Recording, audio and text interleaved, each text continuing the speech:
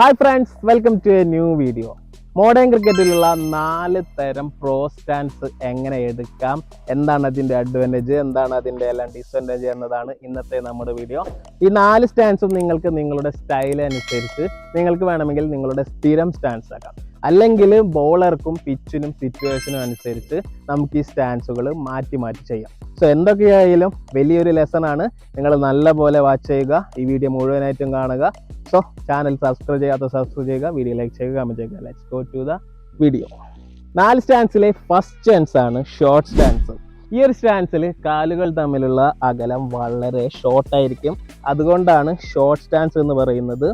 International ക്രിക്കറ്റിൽ ഈ short സ്റ്റാൻസിൽ stance എടുക്കുന്ന ഒരു പ്ലെയറെ നിങ്ങൾ താഴെ കമന്റ് ചെയ്യുക.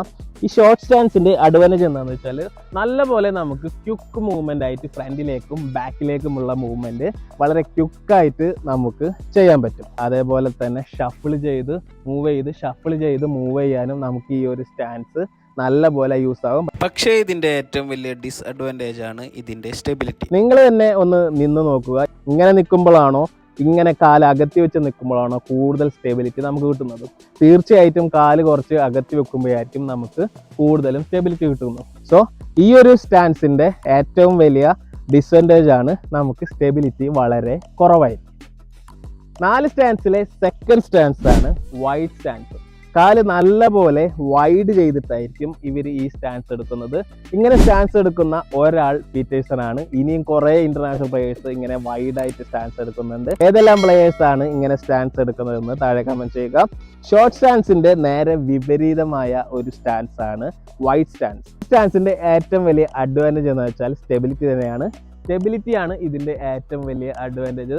എന്നാൽ ഇതിന്റെ ഡിസ്അഡ്വാൻറ്റേജ് നോക്കുകയാണെങ്കിൽ നേരത്തെ പറഞ്ഞതുപോലെ ഷോർട്ട് സ്റ്റാൻസിൽ നമുക്ക് മൂവ്മെന്റ് കൂടുതലായിരിക്കും, പക്ഷെ സ്റ്റെബിലിറ്റി കുറവാണ്. ഇവിടെ സ്റ്റെബിലിറ്റി കൂടുതലാണ്, പക്ഷെ മൂവ്മെന്റ് കുറവായിരിക്കും. ഷോർട്ട് സ്റ്റാൻഡിനെ അപേക്ഷിച്ച് വൈഡ് സ്റ്റാൻസിൽ നമുക്ക് നല്ലപോലെ തൂക്കിയടിക്കാനൊക്കെ നല്ലപോലെ പവർ ഹിറ്റിങ്ങിന് നല്ലത് വൈഡ് സ്റ്റാൻസ് ആണ്. കാരണം നല്ല സ്റ്റെബിലിറ്റിയാണ്, അതുകൊണ്ട് തന്നെ നല്ലപോലെ നമുക്ക് തൂക്കിയടിക്കാൻ പവർ ഹിറ്റിങ്ങിൽ ഒന്നും കൂടെ നമുക്ക് വൈഡ് സ്റ്റാൻസ് ആണ് നല്ലത്. കൂടാതെ നല്ല ഹൈറ്റുള്ള പ്ലെയേഴ്സ് ഐസ് ലെവലാക്കാൻ വേണ്ടിയിട്ട് ഈ വൈഡ് സ്റ്റാൻസ് യൂസ് ചെയ്യാറുണ്ട്. സോ കൂടുതൽ സ്റ്റെബിലിറ്റിക്കും കൂടുതൽ നല്ലപോലെ ഹിറ്റ് ചെയ്യാനും അതേപോലെ തന്നെ ഐസ് ലെവല് കറക്റ്റ് ആക്കാനും ഈ ഒരു വൈഡ് സ്റ്റാൻസ് നമുക്ക് യൂസ് ആവാറുണ്ട്. ഇനി ഈ സ്റ്റാൻസിന്റെ ഡിസ്അഡ്വാൻറ്റേജ് നോക്കുകയാണെങ്കിൽ ഇതിന്റെ മൂവ്മെന്റ് കുറവ് തന്നെയാണ്. ഷോർട്ട് സ്റ്റാൻസിൽ നമുക്ക് നല്ലപോലെ ക്വിക്കായിട്ട് മൂവ് ചെയ്യാൻ പറ്റും, എന്നാൽ വൈഡ് സ്റ്റാൻസിൽ നമുക്ക് മൂവ്മെന്റ് ഒന്നുകൂടെ ഷോർട്ട് സ്റ്റാൻഡിനെ അപേക്ഷിച്ച് കുറവായിരിക്കും.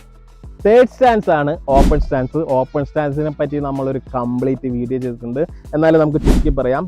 ഓപ്പൺ സ്റ്റാൻസിൽ നമ്മുടെ ബോഡി ഒന്നുകൂടെ ഓപ്പൺ ആയിരിക്കും, കൂടുതൽ വിഷൻ ആയിരിക്കും. ബോളറെയും ബോളിനെയും കാണാൻ കൂടുതൽ നമുക്ക് വിഷൻ കൂടുതലായിരിക്കും. അതേപോലെ തന്നെ സ്ട്രെയിറ്റ് ബോളും ലെഗ് സൈഡിൽ പ്ലേ ചെയ്യാനും നമുക്ക് ഒന്നുകൂടെ ഈസിയാണ്. ഹെലികോപ്റ്റർ ഷോട്ട് അടിക്കാനും ഒന്നുകൂടെ ഈസിയാണ്. അതേപോലെ തന്നെ ഫ്രണ്ട് ലെഗ് ക്ലിയർ ചെയ്യുന്നത് കാരണം ഓഫിലേക്ക് വരുന്ന ബോള് നല്ലപോലെ ആർക്ക് നമുക്ക് ഉണ്ടാക്കിയെടുത്ത് നല്ലപോലെ ഓഫിൽ നിന്നും ലെഗിലേക്ക് അടിക്കാൻ ഒന്നുകൂടെ ഈസിയാണ് ഓപ്പൺ സ്റ്റാൻസിൽ. പക്ഷെ ഓപ്പൺ സ്റ്റാൻസിന്റെ ഏറ്റവും വലിയ ഡിസഡ്വാൻറ്റേജ് എന്ന് വെച്ചാൽ ഹെഡ് ആൻഡ് ബോളിന്റെ അടുത്ത് പോയി ഓഫ് സൈഡിന്റെ പുറത്തേക്ക് വരുന്ന ബോളിന്റെ അടുത്ത് പോയി കളിക്കാൻ ഒന്നും കൂടെ ഡിഫിക്കൽട്ട് ആയിരിക്കും. കാരണം നമ്മുടെ ലെഗ് ഓൾറെഡി ലെഗ് സൈഡിലാണ്, front foot leg already leg സൈഡിലാണ്. ആ ഫ്രണ്ട് ഫുട്ട് ലെഗ് എടുത്ത് വന്ന് നമുക്ക് ഔട്ട് സൈഡിലേക്ക് പോയി വേണം നമുക്ക് ഹെഡ് ആൻഡ് ഷോൾഡർ ബോളിന്റെ അടുത്ത് പോയി കളിക്കാൻ. നല്ലപോലെ നല്ല ഫാസ്റ്റ് നല്ല മൂവ്മെന്റോട് കൂടി വരുന്ന ഔട്ട് സ്വിംഗ് ബോള് കളിക്കാൻ ഈ ഒരു ഓപ്പൺ സ്റ്റാൻസിൽ നമുക്ക് വളരെയധികം ഡിഫിക്കൽട്ടാണ്. ഫോർത്ത് സ്റ്റാൻസ് ആണ് ജസ്റ്റ് ഫ്രണ്ട് ഫുട്ട് മാത്രം ഓപ്പൺ ചെയ്ത് കളിക്കും. സോ ബേസിക് സ്റ്റാൻസിൽ നമുക്ക് ഈ ഒരു ലെഗ് സൈഡിൽ കുറച്ച് ബ്ലൈൻഡ് സ്പോട്ട് ഉണ്ടായിരിക്കും, പെട്ടെന്ന് കാണില്ല.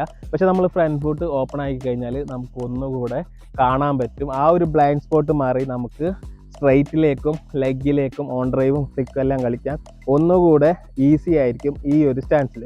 ലെഗ് സ്റ്റമ്പിൽ വീക്കായവർക്ക് ഈ ഒരു സ്റ്റാൻസ് വളരെ നല്ലതാണ്, കാരണം ബ്ലൈൻഡ് സ്പോട്ട് നല്ലപോലെ മാറി നമുക്ക് ഒന്നും കൂടെ ഈസിലി ആക്സസിബിൾ ആയിരിക്കും നമുക്ക് ലെഗിലും സ്ട്രൈറ്റും എല്ലാം കളിക്കാൻ. ഈ ഒരു സ്റ്റാൻസിന്റെ ഡിസ്അഡ്വാൻറ്റേജ് എന്ന് വെച്ചാൽ നമ്മൾ ഓൾറെഡി ഫ്രണ്ട് ഫുട്ട് ഓപ്പൺ ആക്കി വെച്ച കാരണം നമ്മൾ ട്രിഗർ മൂവ്മെന്റ് എടുക്കുമ്പോൾ നമ്മുടെ മൂവ്മെന്റ് തെറ്റാനുള്ള ചാൻസ് കൂടുതലാണ്. ഈ ഒരു ട്രിഗർ മൂവ്മെന്റ് എടുക്കാൻ പറ്റില്ല എന്ന് തന്നെയാണ് നമുക്ക് ഈ ഒരു സ്റ്റാൻസിന്റെ ഏറ്റവും വലിയ ഡിസ്അഡ്വാൻറ്റേജ്.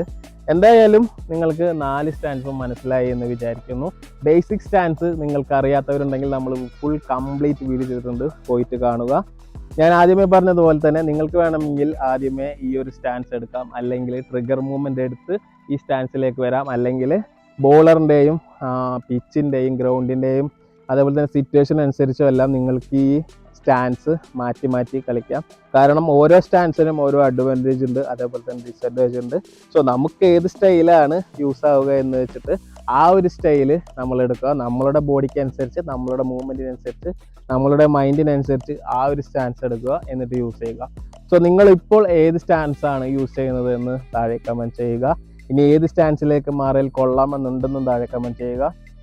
അതേപോലെ തന്നെ വീഡിയോ ഇഷ്ടമായ ഒരു ലൈക്ക് ചെയ്യുക, ഫ്രണ്ട്സിനെല്ലാം ഷെയർ ചെയ്ത് കൊടുക്കുക. അടുത്ത വീഡിയോ കാണുന്നവരെ ബൈ.